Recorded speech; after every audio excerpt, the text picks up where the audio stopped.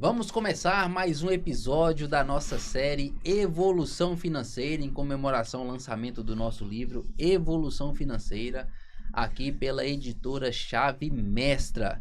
Pessoal, você que está chegando agora, não se esqueça de se inscrever no canal, ativar o sininho para não perder nenhum episódio dessa série que está fenomenal. Pode deixar os seus comentários e deixa também o seu like, que vai ajudar demais os nossos vídeos a chegar às pessoas que precisam. Olha, para o tema de hoje da nossa série Evolução Financeira, nós vamos falar sobre renda fixa, logo após a nossa vinheta. Chave Cast, especial Evolução Financeira. Para falar sobre renda fixa, pessoal, temos aqui um convidado super especial, esse cara que arrasa nas redes sociais, tá bom? Cristão, paraense de Belém, tá bom? Morando hoje, claro, em Itaituba, no Pará. Iniciou a carreira profissional nas feiras de Belém, vendendo jornal. E hoje o cara é fenomenal, gente. Tornou-se engenheiro da computação, especialista em engenharia de produção e redes de computadores, com certificado internacional, Microtik e certificado Anbina. Faz parte da principal instituição financeira da zona do euro e é proprietário da Atualize Mentoria de Educação Financeira. Vamos conversar hoje com Mário Henrique Reis. Olá, Mário. Olá. Eu muito feliz. Primeiro quero agradecer pela oportunidade. Isso aqui é fenomenal, né? O que a gente está vivendo aqui nesses últimos dias, nessa última semana, né? Essa expectativa. Tem trazido assim um sentimento de leveza, né, de satisfação muito grande, e para mim é um prazer estar aqui. É isso aí, eu já quero agradecer que o Mário, pessoal, hoje é meu aniversário, tô passando o dia todo trabalhando, não sei quando esse episódio está indo ao ar, né, mas hoje é dia 2/6, meu aniversário, já trouxe aqui, ó, um presente para mim, um vinho super maravilhoso, esse aqui nós falamos que vamos tomar ele na beira do mar, né? Mário, é isso aí, você no seu livro fala sobre renda fixa, né, cara, um tema tão atual e tão vantajoso nos dias atuais, né, cara? Hoje é a bola da vez, né? Assim, é um tema que eu abordo dentro da minha mentoria. Então, eu inicio a mentoria de educação financeira por organização.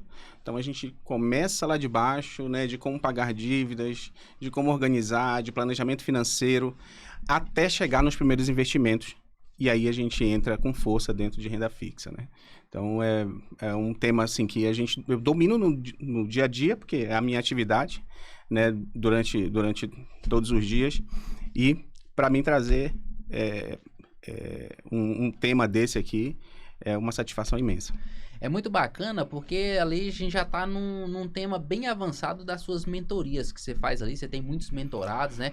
Ajuda gratuitamente muitas pessoas pelo Instagram também, né, Mário? Muita gente.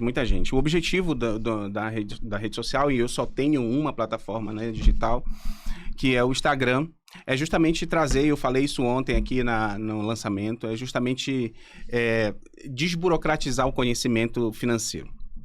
As pessoas têm muita dificuldade de lidar com o dinheiro hoje, muita dificuldade de entender os termos financeiros, os termos do mercado financeiro.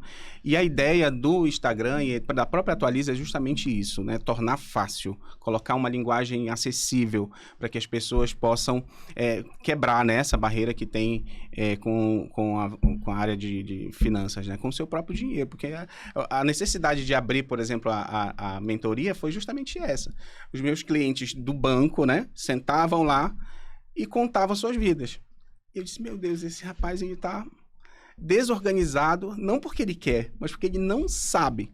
Então ele errava por não conhecer. E aí sim surgiu essa ideia de trazer essas informações, né, de ser um especialista mesmo no determinado assunto e fornecer não só para os clientes, né, como tem vários clientes dentro das carteiras dentro da minha agência, e todos os meus clientes, eles são orientados da mesma forma que são orientados dentro da mentoria. Olha que legal. Então, se você, por exemplo, entrar para ser um cliente meu dentro da instituição financeira que eu trabalho, eu vou lhe orientar da mesma forma que eu oriento um mentorado meu que paga pelo curso. Então, para você só ter uma ideia assim, de como que a gente realmente trabalha nessa questão da educação financeira. Nesse caso aí, é o que a gente costuma falar, o verdadeiro profissionalismo, né, cara? Agora é interessante a gente falar porque você aborda sobre renda fixa de uma forma tão natural, uma linguagem tão simples, né? Que deixa a gente, poxa, o negócio é bom e é simples, né? E eu queria que você começasse, para que a gente tivesse um pouco de clareza, uma coisa que você explica muito bem sobre o termo investir, né? O que é realmente investir? Só guardar dinheiro é investir? Olha, o sentido de investir é você pegar um capital, um dinheiro, né? E aí, olha só como são as coisas. Se eu usar esse termo capital, as pessoas... capital? O que é capital, né? As pessoas com menos conhecimento. Mas aí eu troco as palavras, né? Então, é você pegar um dinheiro, aplicar esse dinheiro e num determinado tempo você obter uma rentabilidade, uns juros, né? Uma recompensa por aquele dinheiro que você aplicou. Então, isso é investimento. Literalmente, na prática mesmo, ele é isso. É você pegar um capital, colocar em algum lugar e nesse período de tempo você ter uma rentabilidade por esse dinheiro que você deixou aplicado. Agora, existem vários termos que são utilizados dentro do mercado financeiro e um deles é o aluguel de dinheiro. Que as pessoas falam, o que é investir? É você emprestar o dinheiro para alguém e essa pessoa te trazer esse dinheiro com um lucro, com uma rentabilidade.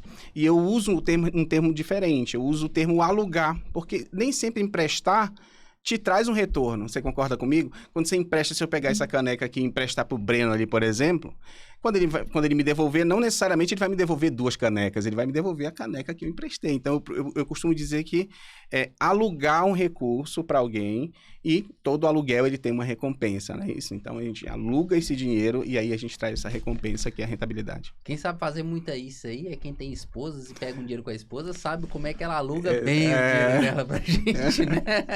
Os juros são altíssimos, né? Exatamente. Agora sim, você trabalha numa agência, né? Uma agência de uma instituição, você ajuda muitas pessoas. Uma das coisas que você faz mais é analisar o perfil de investidor, né? O que seria esse perfil de investidor? Olha, eu como gerente geral de uma instituição financeira, eu me preocupo muito com essa questão da orientação. Então, todo cliente que senta na minha mesa, ou então na mesa de qualquer gerente da minha equipe, ele é orientado. E isso é um pedido meu, porque eu entendo que o principal agente da educação financeira são as instituições financeiras. Tá? Então, não existem pessoas mais capacitadas para falar de educação financeira do que quem trabalha numa instituição financeira. E aí, a gente procura entender qual que é a real necessidade do cliente, qual que é o perfil do cliente, qual é o momento de vida que o cliente está vivendo, quais são as pretensões dele, né, o objetivo desse cliente, para a gente poder ofertar produtos adequados, produtos financeiros adequados para aquele cliente. E o perfil do investidor se enquadra nisso, porque para quem vai fazer investimento, ele vai ter que passar pela análise do perfil do investidor, que é o API. Então, ele vai preencher esse formulário e, através desse formulário, a gente vai descobrir qual que é o apetite desse cliente para riscos. Então, se ele é um cara conservador, ele vai ficar dentro da renda fixa, por exemplo, que as oscilações são mínimas. Se ele é um moderado, ele vai para os investimentos que têm baixa oscilação. Se ele é um pouco mais arrojado, aí ele vai para os investimentos onde tem um maior risco. Quanto maior o risco, maior a oscilação de rentabilidade. Então, isso aí é o perfil do investidor. E a gente procura analisar para poder ofertar os produtos adequados para o cliente. Pegando aqueles 3 grandes pilares para saber onde o cara está mais propenso, né? Que a gente tem liquidez, rentabilidade e risco, né? Exatamente. E assim, existem os falsos moderados, os falsos arrojados e os falsos conservadores. Tá? Existem as pessoas que elas são tão conservadoras que elas querem ficar só na poupança, certo? E existem as pessoas que são moderadas, mas quando tem a primeira oscilação ele corre para o conservador. Então, esses são os falsos moderados, os falsos conservadores e os falsos arrojados. Tem os falsos conservadores em outro quesito também, né? Aquele cara que deixa ali no conservador, mas quando tem oportunidade ele arrisca tudo. É verdade, é verdade. Né? Pode acontecer. Agora, eu vi que você tem uma preocupação muito grande em descobrir o objetivo antes de querer economizar, né? No seu capítulo você deixa isso muito claro, né? Que é preciso saber o objetivo. Sim. Qual a importância de você entender o objetivo de quem está querendo começar a investir para indicar um bom produto para a pessoa? Olha, primeiro a gente precisa saber qual que é que momento de vida aquela pessoa está passando e qual que é o objetivo. Quando a gente fala de objetivo, a gente está falando de planejamento financeiro e é algo que a gente trabalha, que eu trabalho muito com os meus alunos dentro da mentoria. Então, a gente divide curto, médio e longo prazos, tá? As 3 etapas dos prazos e traça na linha do tempo ali quais que são os objetivos de curto, médio e longo prazo. E dentro dessa linha do tempo, a gente consegue colocar os investimentos para esses objetivos, né? Para aquilo que ele está querendo alcançar. Então, se, por exemplo, nós temos uma colega aqui que tratou sobre reserva de emergência. Então, reserva de emergência é curto prazo, né? Alta liquidez. Então, ao momento em que você precisar daquele recurso, você precisa ter ele nas mãos, né? Então, esse tipo de investimento, ele está mais adequado ao curto prazo. E aí a gente vai entendendo, né? O que ele está querendo? Poxa, eu quero comprar um imóvel, eu quero fazer uma viagem, eu quero, enfim, aposentadoria, eu quero me aposentar mais cedo. Então, tudo isso a gente traça dentro de uma linha do tempo de curto, médio e longo prazos. É interessante saber tudo isso, né? Bem interessante. Agora, sim, a gente vê falando muito sobre renda fixa, eu acho que era interessante a gente aqui elencar a diferença entre renda fixa e renda variável, até pra gente se situar melhor aqui no que a gente vai falar, porque existe uma grande diferença, um abismo muito grande aí entre a renda fixa e a variável, não é? Sim. A primeira coisa a gente precisa definir o que é renda. Tá? É a primeira coisa. São 2 palavras, renda fixa. Renda vem de rentabilidade, de recompensa. Eu costumo dizer isso para os meus alunos. Então, tudo que tem uma recompensa, a gente vai chamar de renda, tá bom? Então, se a gente aplica aquele conceito lá atrás, aplica um capital e eu tenho uma rentabilidade, eu tenho uma renda ali, tá bom? Renda fixa, o nome já é bem sugestivo, é uma rentabilidade que você já consegue prever no final do prazo. Então, ela é fixa ali, né? Agora, a renda variável é uma rentabilidade que você não tem esse controle. Então, fica oscilando, como o mercado de ações, por exemplo, o mercado imobiliário, por exemplo, são mercados que atuam mais na renda variável, né? Que são de dentro da renda variável, aliás. No ponto de vista aqui do Mário Henrique, você acha que a renda variável, o investimento em ações, é o que assusta a maioria dos investidores conservadores? Porque eles ouvem dizer que pessoas perderam tudo, né? Você acha que isso assusta muito? Assusta porque não estão bem traçados os seus objetivos, né? Então, quando você começa a entender os objetivos, a gente consegue alocar os seus investimentos de forma correta e entender. Então, hoje a gente vê muito, e aqui é nítido, né? Você passear pelas redes sociais, você vê muitos profissionais não buscando o esclarecimento, mas buscando likes, né? Buscando a lacração financeira. O cara quer lacrar e aí ele joga um rios lá violento. Meu Deus, eu quero isso. Aí vai. Muitas vezes o cara não sabe nem do que tá falando. Sem conhecer, né? Faz os aportes dele financeiro lá, coloca o dinheiro dele lá dentro e na primeira oscilação ele perde, aí ele se assusta e no momento do susto todo mundo recua, e aí ele vai e resgata o que sobrou, que na verdade que não era para resgatar, né? Vamos esperar recuperar de novo. E do nada o negócio recupera e o cara já tirou, não vai de novo. Ações é longo prazo, né? Longo prazo, então você precisa criar não é o meu tema, mas você precisa criar uma carteira que pague bons dividendos, precisa procurar áreas e setores que sejam mais tranquilos, mais perenes. Mas isso você aborda também na sua mentoria, não aborda no seu curso? Qual é o nome do curso?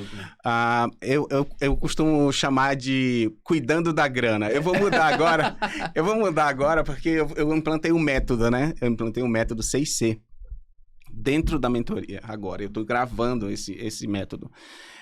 Mas a mentoria no início mesmo, na essência, ela é o Cuidando da Grana. Pode dar um spoiler, pelo menos do 6C, significa? Ou... Não, eu vou soltar depois, eu vou soltar. A gente vai querer saber quando soltar isso aí, tá? Eu queria que você explicasse um negócio pra gente, voltando pra nossa grande renda fixa, que eu gosto demais, ainda mais no cenário que a gente tá, a Selic a 13,75%, tá uma delícia, não tá? Tá maravilhoso. Então, assim, a gente sabe que a renda fixa, eu costumo falar assim, é uma renda fixa, mas nem tão fixa assim. Nem tão fixa. Porque a gente, dependendo do tipo de investimento, a gente compra títulos, né? Sim. E tem gente que se assusta, determinadas vezes que investe um pouco, vai lá olhar o seu investimento e o dinheiro tá menos do que ele colocou. Ele se assusta, poxa, será que eu vou perder dinheiro? Não é isso, existe o vencimento, existe tudo isso, né? Eu queria que você desse uma explanadinha nisso aí pra gente. Sim, olha, todo investimento ele tem um prazo, né? Ele tem um prazo, e ele tem um prazo ali de liquidez, e você escolhe de acordo com a sua necessidade. A gente está falando isso aqui de objetivos desde quando a gente começou. Então, toda vez que você for adquirir um título, você tem que analisar o prazo, né? E adequar isso aos seus objetivos, porque não adianta eu colocar adquirir um título, por exemplo, que ele vai me pagar a Selic mais 1%, por exemplo, tá? Só que vai me pagar a Selic mais 1% no final do prazo. Qual que é o prazo? 3 anos, um exemplo, tá? Nesse exemplo. Se eu resgatar antes, eu corro um risco de marcação a mercado. Risco de marcação a mercado é gravíssimo, né? Porque você cria uma expectativa numa rentabilidade e aí você, por algum motivo, alocou esse investimento em um lugar que não estava dentro dos seus objetivos, precisou desse recurso, precisou resgatar, e aí no momento que você foi fazer o resgate, a precificação desse título estava lá embaixo e aí você só resgatou, acabou resgatando menos do que colocou lá dentro, né? Então, olhar muito bem os prazos, conhecer muito bem os prazos, alocar os investimentos dentro dos seus prazos, conhecer as taxas, o que vai tributar dentro de cada investimento é fundamental para que você monte uma carteira saudável de investimento, ainda que seja conservadora, ainda que seja dentro de renda fixa, você consegue montar uma carteira bem saudável, né, e equilibrada e esclarecida, né, a ponto de investir de tributações. É bem legal isso, porque é uma coisa que eu sempre falo também com as pessoas, né? Geralmente o pessoal usa muita renda fixa com compra de títulos, por exemplo, tesouro direto, para deixar sua reserva de emergência. Sim. E a gente às vezes até indica, eu, por exemplo, indico. Mas a gente fala, é marcação a mercado. Pode acontecer de você precisar dela semana que vem. Exato. E o título ter caído o valor e você não conseguir. Exato. O que fala de renda fixa é a garantia no final do prazo. Não é isso que você deixou bem claro. Isso, você consegue prever a rentabilidade dentro de uma linha do tempo, né? Então, isso aí é que a gente chama de renda fixa. Mário, e quando escolher a renda fixa, cara? Olha, toda vez que eu for escolher a renda fixa, eu tenho que pensar em segurança, né? Toda vez que as pessoas pensam em segurança, elas pensam na renda fixa.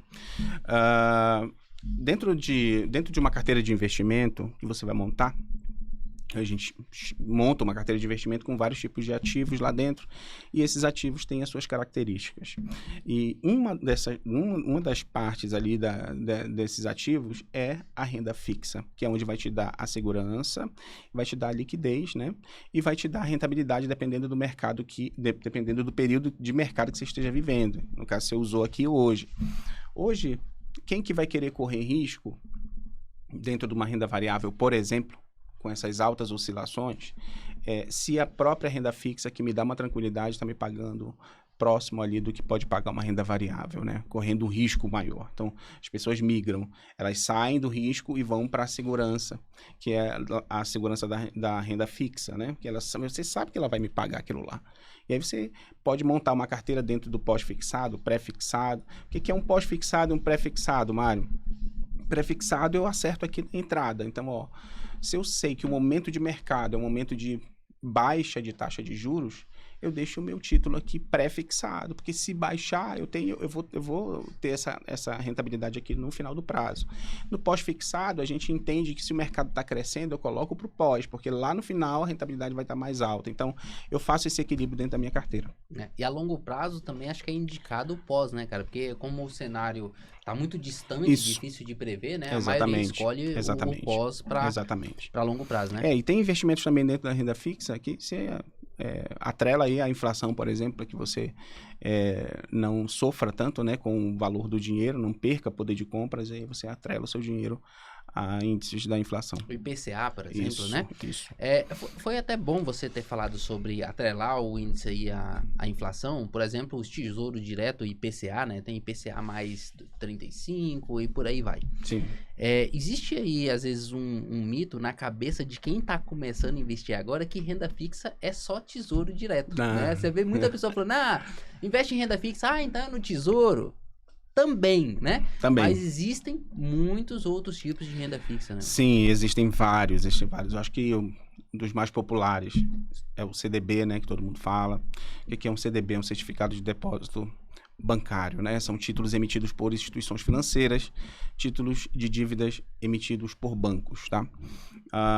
E nós temos aí as letras de crédito, nós temos os CRIs e os CRAs, que são certificados de recebíveis, nós temos os debêntures também, que são títulos emitidos não por bancos, mas por empresas, tá? E aí também tem alguns incentivos do governo, se forem debêntures incentivadas, que estejam incentivando ali a infraestrutura do país. Nós temos os fundos DI, né? E aí eu queria deixar uma observação aqui para a gente esclarecer e tirar esse monstro da dúvida, pelo amor de Deus. Então, olha só, uma confusão que muita gente faz.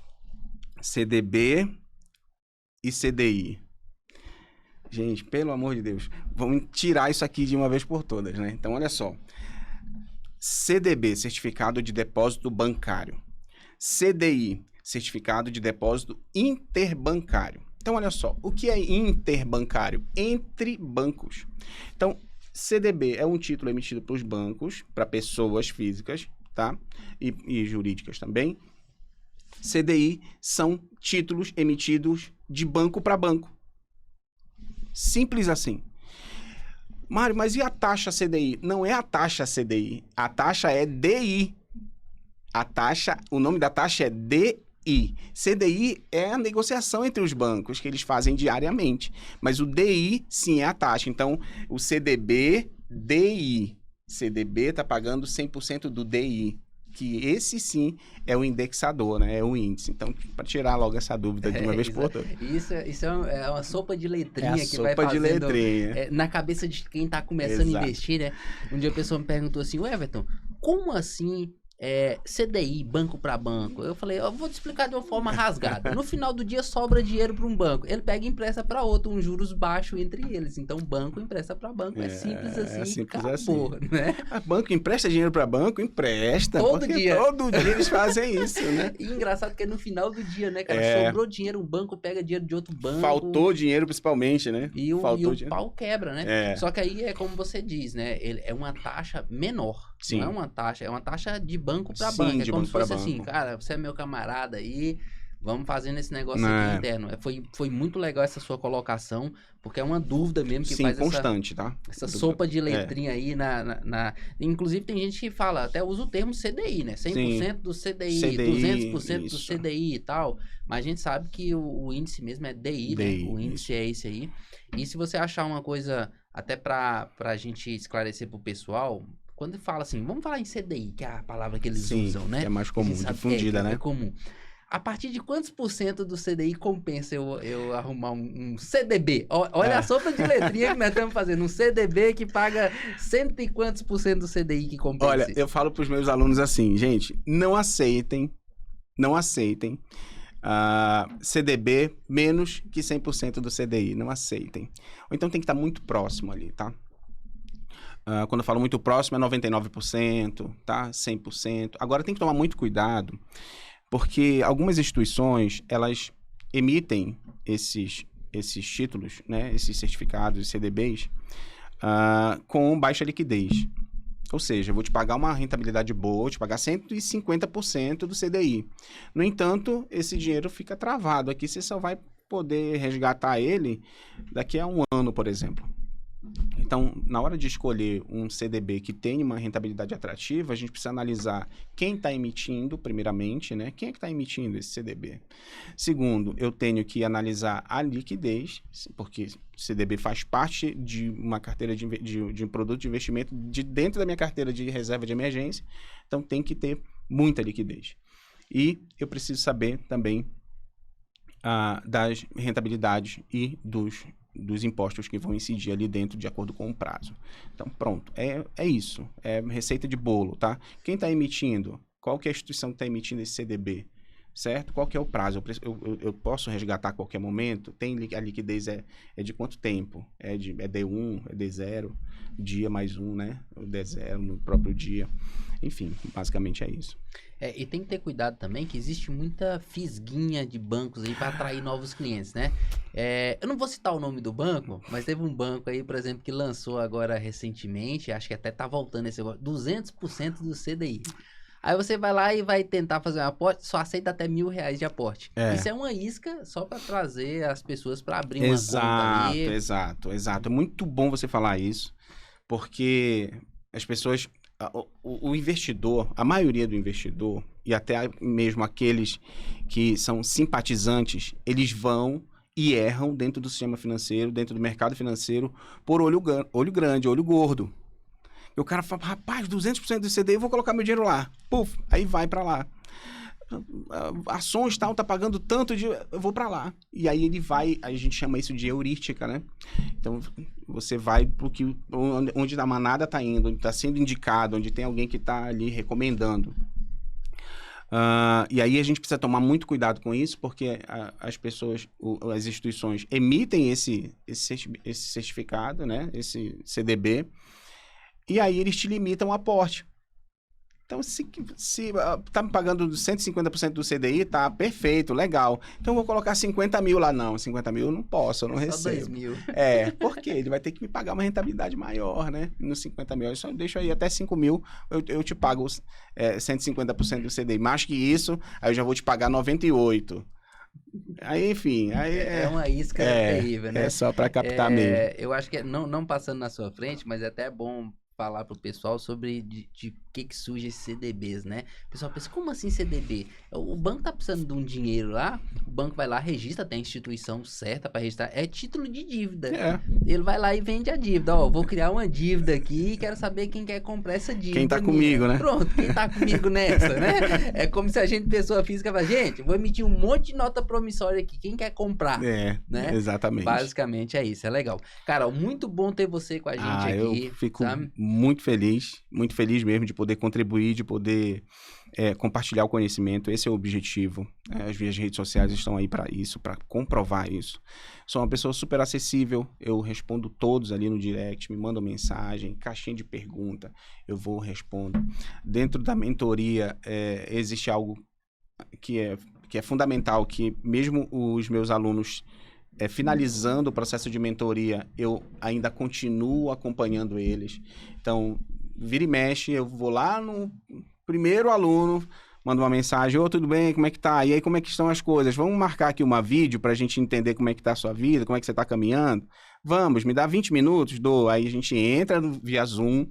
E aí, como é que estão as coisas? Você está fazendo isso, está fazendo aquilo? Você lembra daquilo que a gente viu? Lembra? Não, eu lembro e tal. E a gente vai todo o tempo ali acompanhando o processo de evolução financeira do aluno, né, dentro da mentoria. É realmente pegar na mão, né, cara? Pegar na mão. Pegar na mão aí, porque a finança realmente é assim, no começo é assustador, né, cara? Quando a gente passou por essa situação, todo mundo hoje que ensina, principalmente os autores desse livro, ontem a gente ouviu a história de muitos deles, né? Sim.